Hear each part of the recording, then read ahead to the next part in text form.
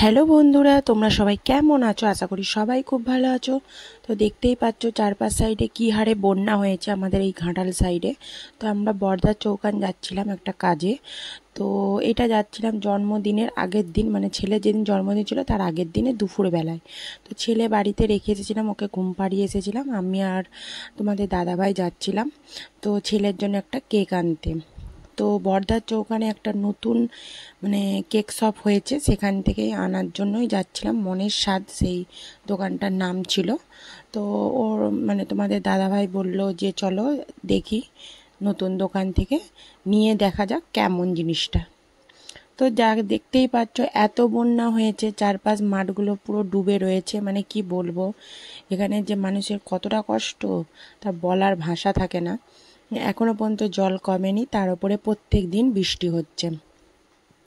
তো আমরা কেক শপটাতে চলে গিয়েছিলাম। নানা রকমের এখানে কেক ছিল এবং বিভিন্ন রকমের কালার, মানে এগুলো ভাবছো হয়তো কালারিং কেক, কিন্তু কোনো গ্রুপ এখানে কালার মেশানো থাকে না। মানে এত সুন্দর কেকগুলো এবং জিনিসের কোয়ালিটি এত ভালো, মানে প্রথমবার গিয়ে আমরা সেটা বুঝতে পেরেছি। মানে এখানে কোনো জিনিস বেশি দিনের জন্য নয়, মানে খুব অল্প দিনের জন্যই মানে জিনিসগুলোর কোয়ালিটিগুলো এতটাই ভালো যে মানে অনেক বাসি জিনিস এখানে থাকে না, সবই কিন্তু একদম টাটকা টাটকা জিনিস থাকে।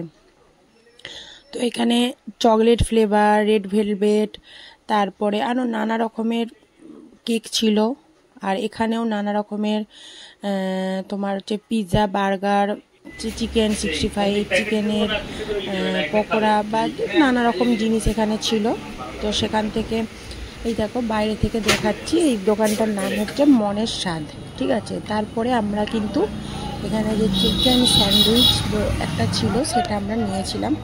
প্রথমবার আমরা ট্রাই করলাম, দেখি কেমন খেতে। তো এখানে সব কিছু মাইক্রোওভেনে গরম করে দেয়, কিন্তু এত সুন্দর খেতে, এত টেস্ট, মানে যেটা বলার ভাষা থাকে না। সত্যিই অসাধারণ জিনিসগুলো ছিল। তো তারপরে একটা দোকানে গিয়েছিলাম, মানে কাপড়ের দোকানে, সেখানে ছেলের একটা জামা কেনার জন্য।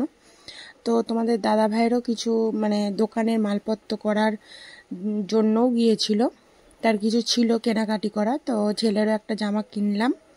তো কিনে তারপরে তোমার দাদা ভাইয়েরও কিছু মালপত্র কিনে তারপরে আমরা কিন্তু তাড়াতাড়ি বাড়ি চলে যেতে হয়েছিল, কারণ ছেলের ম্যাডাম পড়াতে আসবে। তো ছেলে উঠেও পড়বে, ভাবছিলাম কান্নাকাটি করবে হয়তো। তো দেখো হাতে কেকটা নিয়ে আবার বাড়ির দিকে কিন্তু রওনা দিচ্ছি।